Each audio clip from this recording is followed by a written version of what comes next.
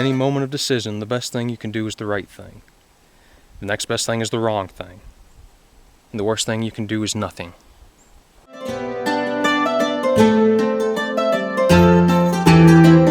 I am a big fan of history. I especially enjoy learning about the people in history, the historical figures, the men of the past who made this nation what it was, the men who formed history, and those who took the stand and did it. We often think of those great men and the things that they did that were great. But I think we really overlook why they did those things, what they believed that made them do those things. Theodore Roosevelt is a wonderful case in point, and he was a man who did many things. He accomplished a lot in a very short amount of time. He was governor of New York. He was assistant secretary of the Navy. He was a cowboy in the Dakotas. He was a lawman. He was president of the United States. He was probably most remembered, though, for his charge of San Juan Hill. And the list of his achievements goes on and on and on. But he was a very sickly child, and I think that's one thing we don't think of a lot. He had asthma, a very bad case of asthma that at night, at times, would give him the sensation of smothering to death, which scared him and his parents a lot, needless to say. But even as a child, he didn't sit still. I don't think anybody could blame him if he did. But he was a very energetic child. He did many things as a child. In fact, him and his friends, when they were children, they started their own museum.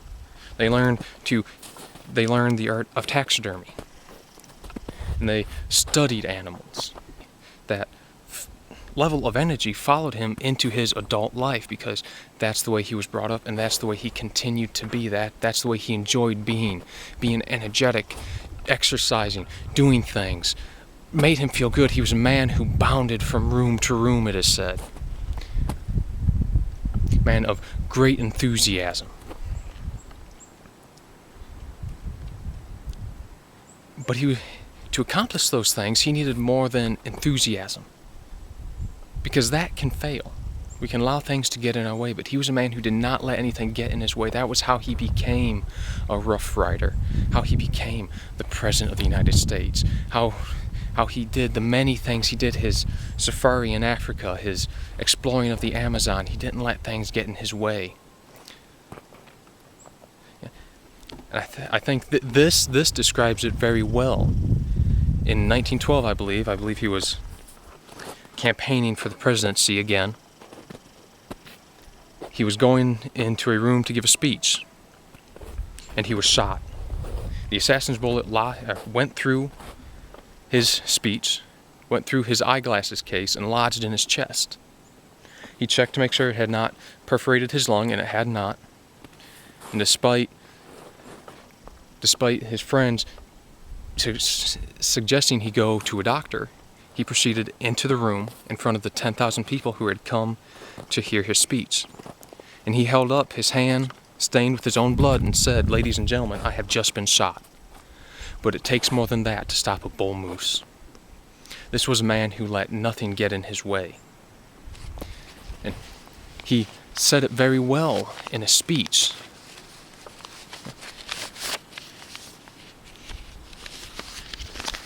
Called "The Man in the Arena." This is an excerpt from it. "It is not the critic who counts, not the man who points out how the strong man stumbles, or where the doer of deeds could have done them better. The credit belongs to the man who's actually in the arena, whose face is marred by dust and sweat and blood, who strives valiantly, who errs, who comes short again and again, because there is no effort without error and shortcoming, but who does actually strive to do the deeds, who knows great enthusiasms and great devotions, who spends himself in a worthy cause, who at the end who at the end best who at the best knows in the end the triumph of high achievement, and who at the worst, if he fails, at least fails while daring greatly, so that his place shall never be with those cold and timid souls who neither know victory nor defeat. He wasn't afraid of defeat. In fact, he embraced defeat, because, as he said, there is no effort without error and shortcoming. And in failing, he at least failed while trying. He had honor there and respect. That is something we can learn from. That there is no shame in failing, because we will learn in the failing. We will gain wisdom in the failing. So oftentimes we allow ourselves to be stopped by that fear that we will fail, that we won't be able to do it.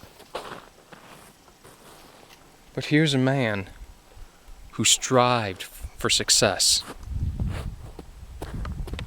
He'd let nothing get in his way. And we need to do the same, no matter how imminent defeat seems, no matter how hopeless it may look. We at least need to try. And in doing, we will no longer be in the corner with those he called cold and timid souls who neither know victory nor defeat, those who have not tried. He also said here in another quote, in any moment of decision, the best thing you can do is the right thing. The next best thing is the wrong thing. And the worst thing you can do is nothing. We need to do something.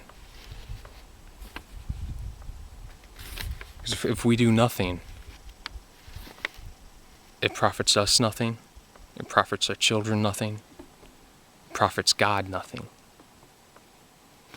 We need to do something. If it's wrong, we'll find out. As cold as that may seem, or as strange, but we can pick ourselves back up and proceed again and know not to do that again and proceed to do the right thing. But the worst thing we can do is nothing. I was raised to believe that I could do anything. And I believe that I can. That I can teach myself to do anything, that I can achieve anything that I try at. But every so often, I start thinking, will anybody care? If I say this or if I do that, will anybody care if I do it? Will they want to listen? And I was thinking about that, and it hit me, and it kind of hurt. Because I realized, not only am I selling myself short, but when I do that, I sell God short. Don't sell yourself short, because you're selling God short. And God doesn't sell you short.